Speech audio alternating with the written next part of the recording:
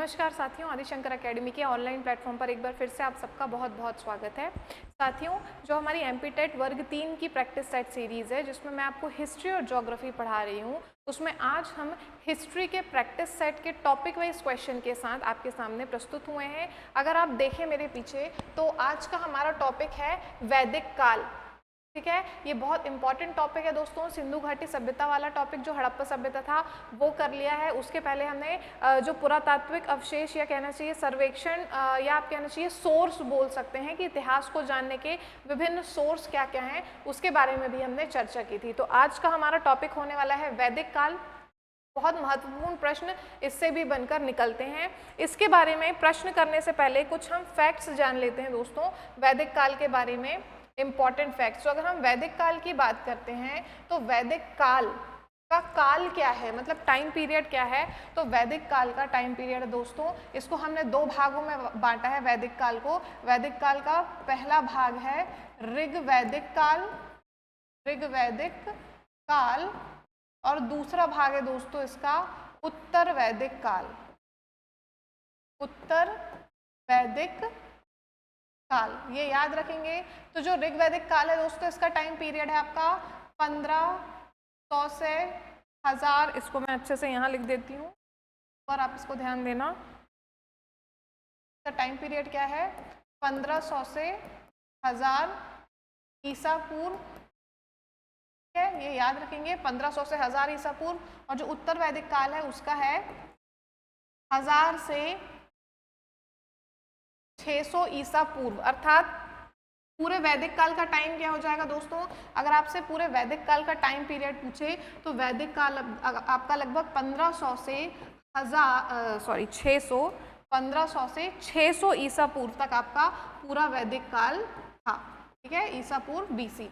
तो ये याद रखेंगे, ये वैदिक काल का क्या है, हमने टाइम पीरियड देख लिया, अलग अलग तरीके से भी देख लिया, दो भागों में बांटकर। ऋग्वैदिक काल का 1500 से 1000 और उत्तर वैदिक काल का है 1000 से 600, और साथ में हमने ओवरऑल भी देख लिया है 1500 से 600 बीसी। क्लियर है। ऋग्वैदिक काल के हम विशेषताओं की बात करते हैं तो दोस्तों ये जो है आपकी ग्रामीण सभ्यता थी, इस चीज को याद रखेंगे। ठीक है, वैदिक कालीन सभ्यता आपकी कैसी थी, ग्रामीण सभ्यता। खासकर जो ऋग्वैदिक काल था वो आपकी ग्रामीण सभ्यता में हम इसको देखते हैं, ये याद रखेंगे।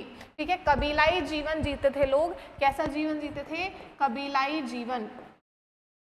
कबीलाई जीवन यहाँ पे लोगों का हुआ करता था। यहाँ पे लोगों को लोहे का ज्ञान हो गया था, इसलिए हम इसको लौह सभ्यता में भी गिनेंगे, या लौह युगीन सभ्यता भी हम इसको बोलते हैं। जो हाँ, हम हड़प्पा सभ्यता को कांस्य युगीन सभ्यता बोलते थे, वहीं वैदिक सभ्यता क्या है दोस्तों, लौह युगीन सभ्यता है।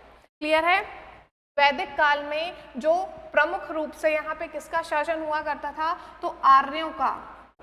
याद रखेंगे, आर्यों का यहाँ पे प्रमुख रूप से शासन या वर्चस्व हुआ करता था। दोस्तों सिंधु घाटी सभ्यता के पतन के बाद या हम देखेंगे कि सिंधु घाटी सभ्यता के पतन के बहुत सारे कारण बताए जाते हैं, जिसमें एक कारण आर्यों का आक्रमण भी बताया जाता है ना। तो सिंधु घाटी पतन के बाद आर्यों ने जो है वो वैदिक सभ्यता की शुरुआत की थी, इस बात का याद रखेंगे। अगर हम इसको देखते हैं तो जो आपका वैदिक काल है इसका प्रमुख सोर्स, इसको जानने का प्रमुख सोर्स क्या है दोस्तों, तो वेद। जो आपके 4 वेद हैं वो आपका इनको जानने के प्रमुख सोर्स हैं, और इसीलिए इस वैदिक काल को किस में रखा गया है, तो आपको इसको रखा गया है ऐतिहासिक काल में या ऐतिहासिक काल में रखा गया है। ठीक है, ऐतिहासिक या ऐतिहासिक काल में या युग में इसको रखा गया है। कल मैंने आपको बताया था जब हड़प्पा सभ्यता पढ़ा था कि जो इतिहास है दोस्तों उसको अगर ओवरऑल देखा जाए तो 3 भागों में बांटा जाता है, प्री हिस्टोरिक, प्रोटो हिस्टोरिक और हिस्टोरिक, अर्थात प्रागैतिहासिक, आद्य ऐतिहासिक और ऐतिहासिक। तो इसमें से जो आपका हड़प्पा सभ्यता था वो आद्य ऐतिहासिक काल में आता था, और ये जो आपका वैदिक काल है दोस्तों वो ऐतिहासिक काल अर्थात हिस्टोरिक युग में इसका जो है ये आता है। याद रखेंगे क्यों आता है हिस्टोरिक युग में, क्योंकि इसमें लिखित विवरण प्राप्त होते हैं, लिखित साक्ष्य प्राप्त होते हैं इस काल के, और उनको पढ़ा भी जा सकता है, इसलिए इसको ऐतिहासिक काल में रखा है। तो ये कुछ हमने इंपॉर्टेंट पॉइंट्स पढ़े हैं वैदिक काल के। ऐसे तो बहुत इंपॉर्टेंट इसके कई फैक्ट्स देखने को मिलते हैं, लेकिन ये आप प्रमुख रूप से इनको क्या करेंगे, याद रखेंगे। क्लियर है? आप चाहें तो इसका क्या कर सकते हैं, स्क्रीनशॉट ले सकते हैं। अब हम आज के पहले क्वेश्चन की तरफ चलते हैं दोस्तों। आज का हमारा पहला क्वेश्चन है, निम्नलिखित में से कौन सा असल में वेद नहीं है? हमने आपको अभी बताया था कि वेदों की संख्या कितनी है, 4 है। कौन कौन से वेद हैं, इससे पहले हम देख लेते हैं, यहाँ पे इसका आंसर देख लेंगे। इसका आंसर क्या होने वाला है, आपके ऑप्शन है अथर्ववेद, ऋग्वेद, आयुर्वेद और सामवेद। तो दोस्तों आपका अथर्ववेद क्या वेद है? हाँ है। आपका ऋग्वेद क्या वेद है? हाँ है। आपका आयुर्वेद का क्या वेद है? ये नहीं है। सामवेद है? हाँ है। तो इसका सही आंसर क्या होगा दोस्तों, आयुर्वेद आपका असल में वेद नहीं है, पूछ रहा है।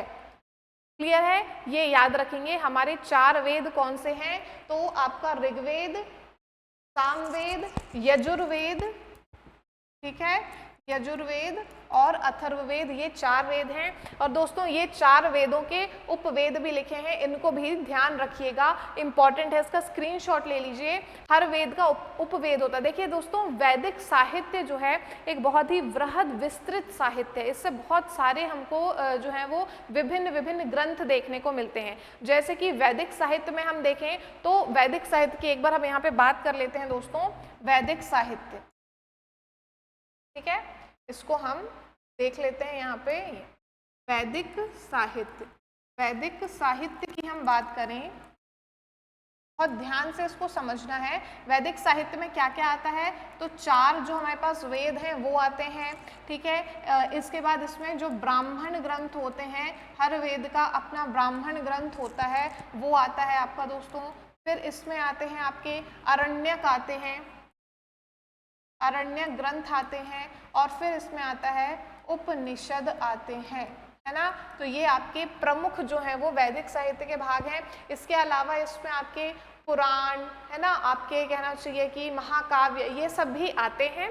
तो मेन ये चीज़ है। और वेदों के ही विभिन्न उपवेद भी इसमें शामिल होते हैं, उपवेद की भी इसमें चर्चा की जाती है। याद रखेंगे, ये सारी चीज़ें वैदिक साहित्य में आपको पढ़ने को मिलेंगी। अब हम इसके बारे में बात करते हैं। तो प्रत्येक वेद का एक उपवेद होता है, उससे क्वेश्चन पूछा जा सकता है ना। तो देखेंगे सबसे पहले ऋग्वेद का उपवेद क्या है, आयुर्वेद। याद रखेंगे, ये जो आयुर्वेद यहाँ पे है ये किसका उपवेद है दोस्तों, तो ऋग्वेद का उपवेद है, ये याद रखेंगे। आयुर्वेद किसका उपवेद है, ऋग्वेद का।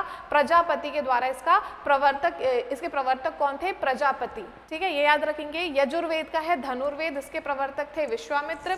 फिर हम बात करते हैं सामवेद का क्या है, गंधर्व वेद, इसके प्रवर्तक थे नारद। और अथर्ववेद का दोस्तों उपवेद है शिल्पवेद, इसके प्रवर्तक थे विश्वकर्मा। इनको आपको याद रखना है। क्लियर है?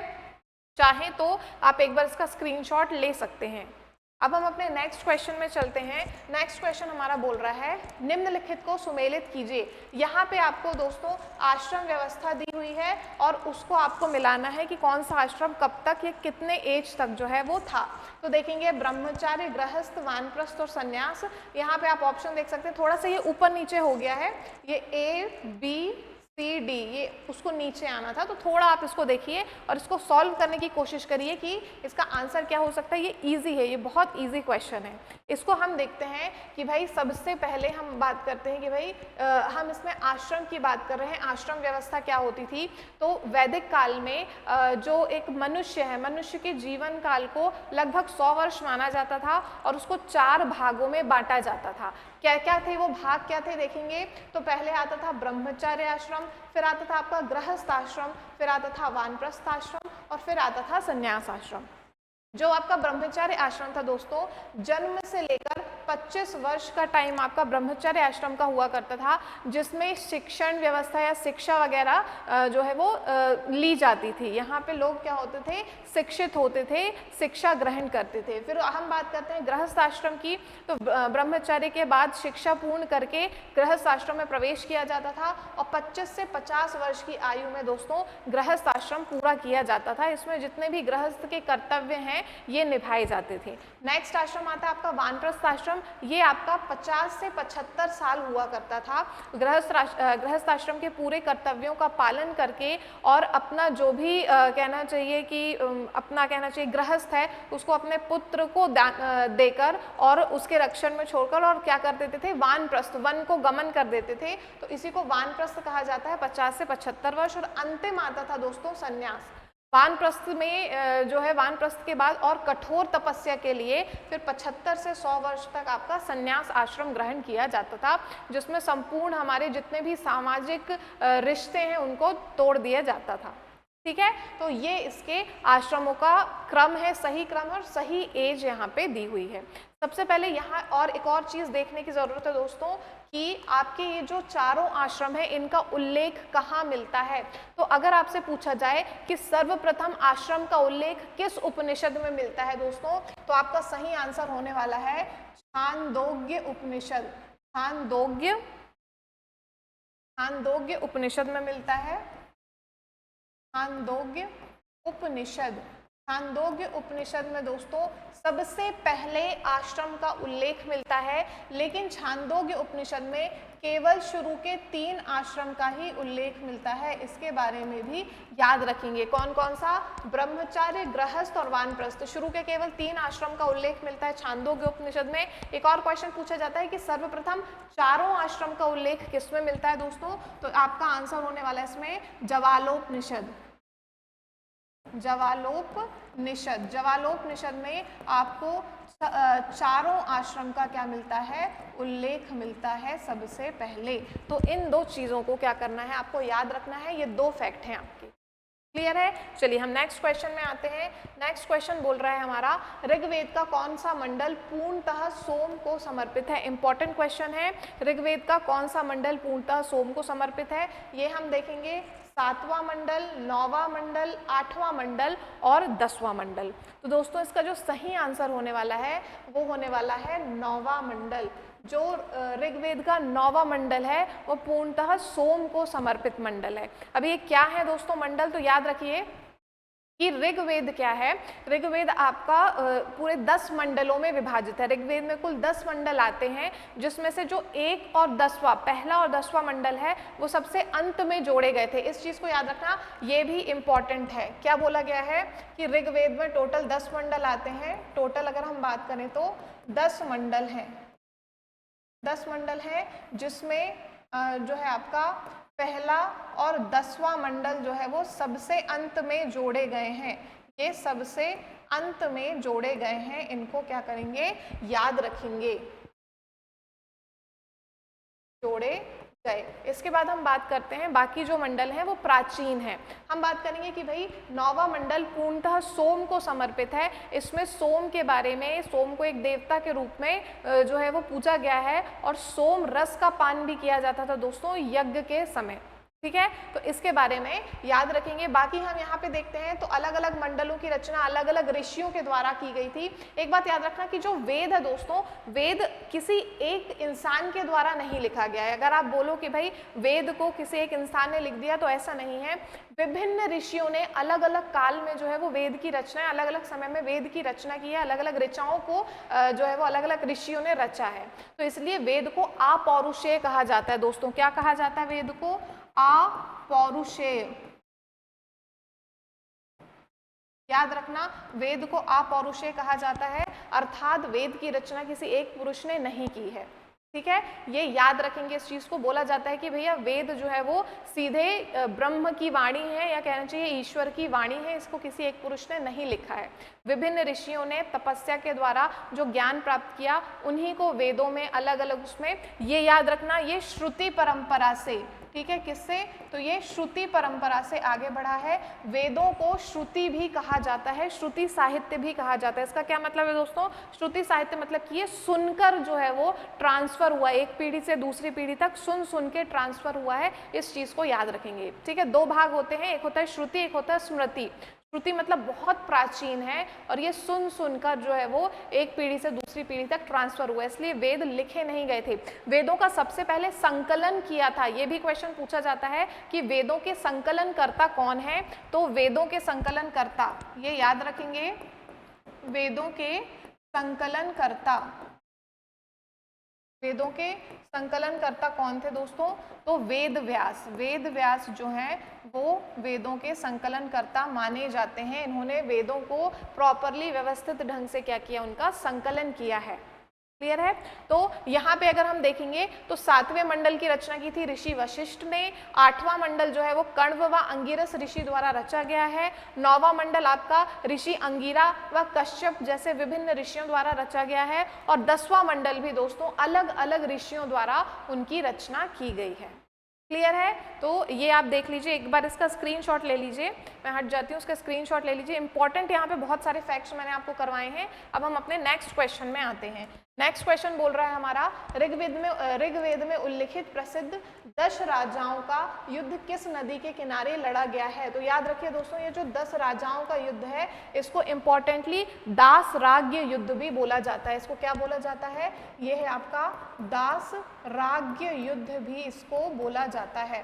ये ऋग्वेद में कहना चाहिए कि या वैदिक काल में सबसे पहला युद्ध के नाम से जाना जाता है, और ये काफ़ी इम्पॉर्टेंट युद्ध है या बड़ा युद्ध था। इसमें क्या था दोस्तों, दास राज्य का युद्ध। इसमें राजा सुदास जो कि भरत कबीले के थे, कहाँ के थे, भरत कबीले के राजा सुदास वर्सेस 10 राजा,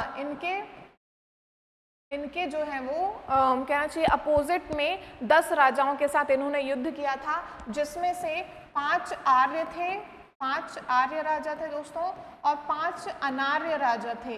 5 क्या थे, अनार्य राजा थे। तो इसके बाद ये जो है ये पॉइंट याद रखेंगे। अब क्वेश्चन पूछ रहा है कि ये 10 राजाओं का युद्ध किस नदी के किनारे हुआ है। अब हम इसमें आते हैं, ऑप्शन देखेंगे, ए परुष्णी, फिर सी है विपाशा, ई आ रहा है उपयुक्त में से कोई नहीं, बी है सरस्वती और डी है अस्कनी। अब सबसे पहले तो आपको इन नदियों के नए नाम भी पता होने चाहिए। इसका सही आंसर क्या होने वाला है, इसका सही आंसर होने वाला है परुष्णी अर्थात रावी नदी। ये याद रखेंगे, रावी नदी। ये जो युद्ध था दोस्तों ये रावी नदी के किनारे लड़ा गया था, और रावी नदी का ही प्राचीन नाम है परुष्णी। विपाशा किसका प्राचीन नाम है, इसका नया नाम क्या है दोस्तों, तो विपाशा का नया नाम है व्यास। फिर सरस्वती तो सरस्वती, और जो अस्कनी है दोस्तों इसका नया नाम है चिनाब।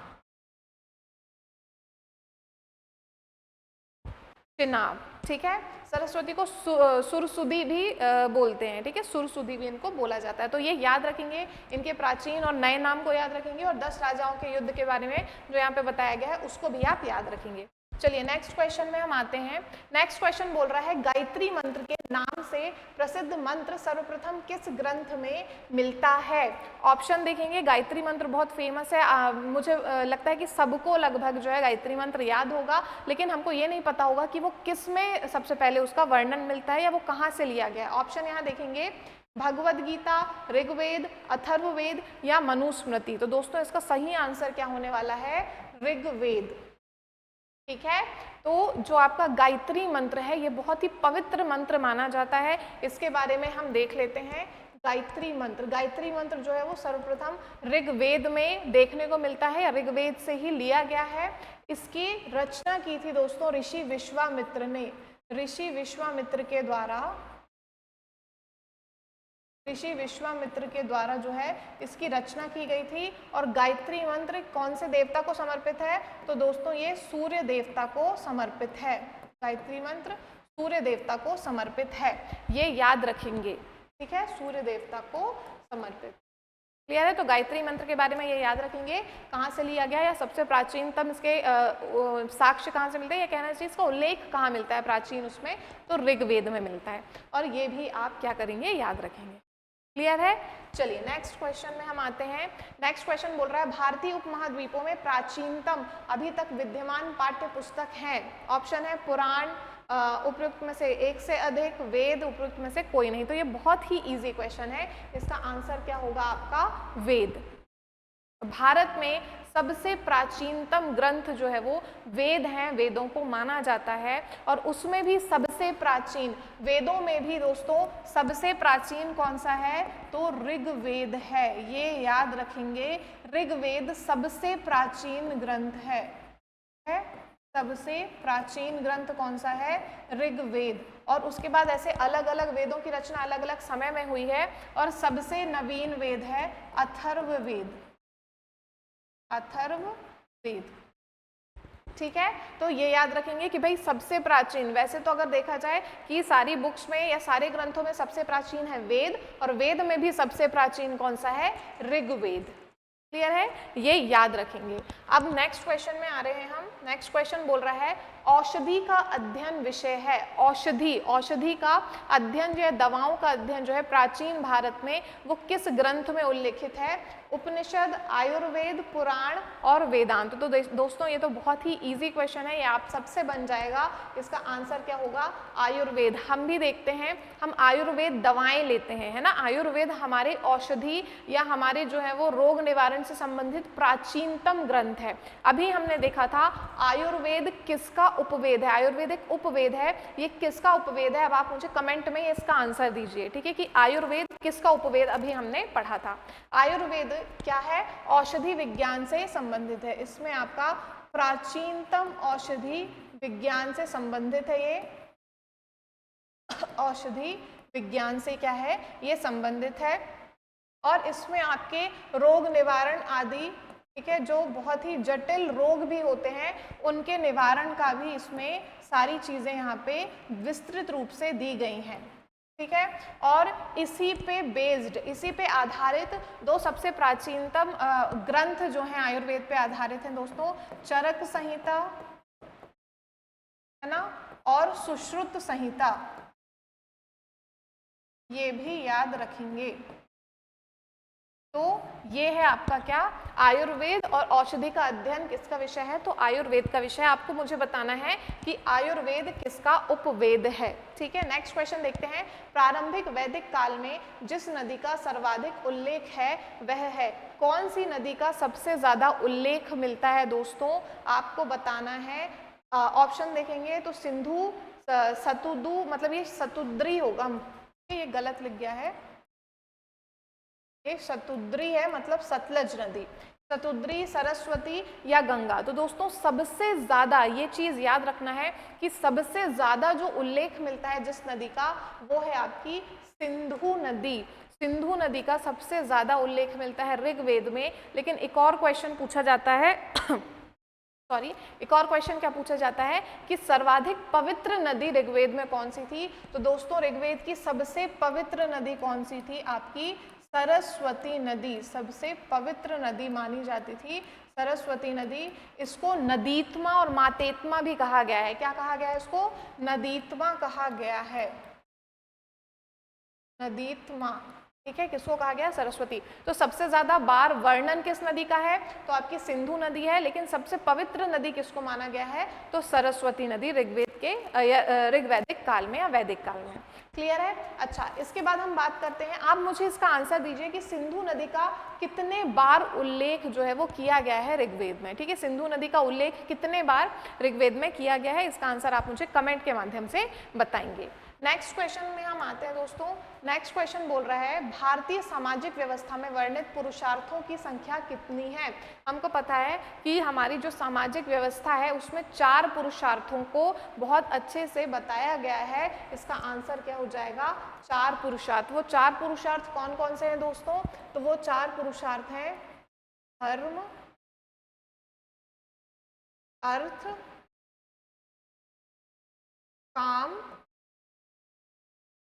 और मोक्ष, ठीक है। ये 4 पुरुषार्थ हैं, धर्म, अर्थ, काम और मोक्ष, ठीक है। धर्म मतलब कि भाई नैतिक नियम, धर्म का पालन करना, जो स्वधर्म की संकल्पना है कि भाई हमारा क्या धर्म है तो उसका पालन करना, ये है धर्म। अर्थ मतलब होता है पैसे, ठीक है, जिसके द्वारा हम बाकी पुरुषार्थों को प्राप्त कर सकते हैं, तो वो होता है आपका अर्थ। काम मतलब होता है दोस्तों कामनाएं, डिजायर, है ना, वो होता है काम, जो आपकी इच्छाएं हैं, कामनाएं हैं, महत्वाकांक्षाएं जो है, डिजायर, वो आपका काम में आता है। और अंतिम होता है मोक्ष। तो आपको अंतिम रूप से जो आपको बोला जाता है कि भाई हमारे जीवन का अंतिम लक्ष्य क्या है? मोक्ष की प्राप्ति करना, ठीक है। तो माना जाता है सनातन धर्म में कि भैया हमारे जीवन का अंतिम लक्ष्य क्या है?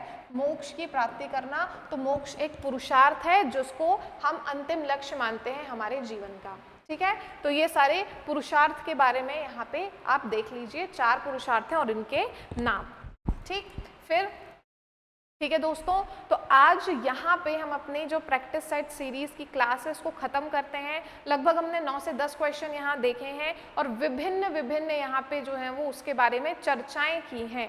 इसमें आपको ये कैसा लगा आप मुझे कमेंट में बताइए, और जितने क्वेश्चन मैंने आपसे पूछे हैं वो भी मुझे आप कमेंट के माध्यम से उसका आंसर दीजिए। सही क्वेश्चन को मैं सही बताऊँगी और जो गलत होगा तो उसका मैं आपको आंसर कमेंट में ही दूँगी। आज के लिए इतना ही।